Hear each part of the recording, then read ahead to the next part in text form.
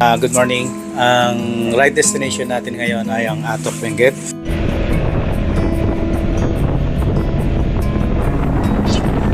Mula Baguio City ay kulang-kulang 50 kilometers ang layo ng Atok Benguet. Ito ay mahigit isang oras na travel. Umaga ang ideal na travel dahil pagdating ng hapon ay maulap na ang lugar.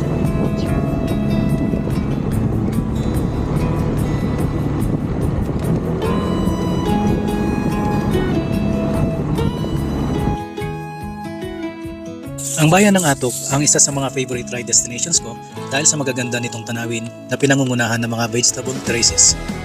Marami rin kilalang pasyalan sa lugar na ito na pinangungunahan ng Northern Blossoms, Sapora Farm, Mount Olis, Spanish Trail, Half Tunnel at iba pa.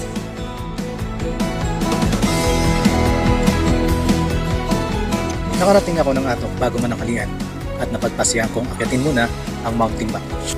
Ang Mount Timbang ang pangatlo sa pinakamataas na bundok sa Luzon. Ito ay may taas o elevation na 2,770 meters.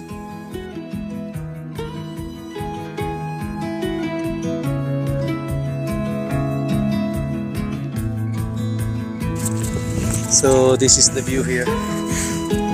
From Mount Timbang, tinatanaw natin yung Atok. Okay. Highway. Doon yung second highest point. Baon tayo.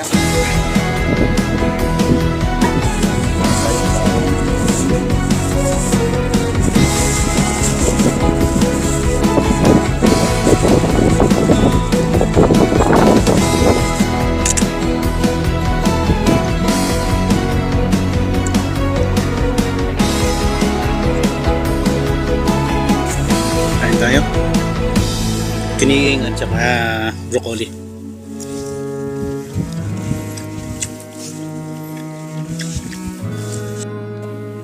O siya, hanggang dito na lang muna ang video ko. Hanggang sa muli na lang. Babu!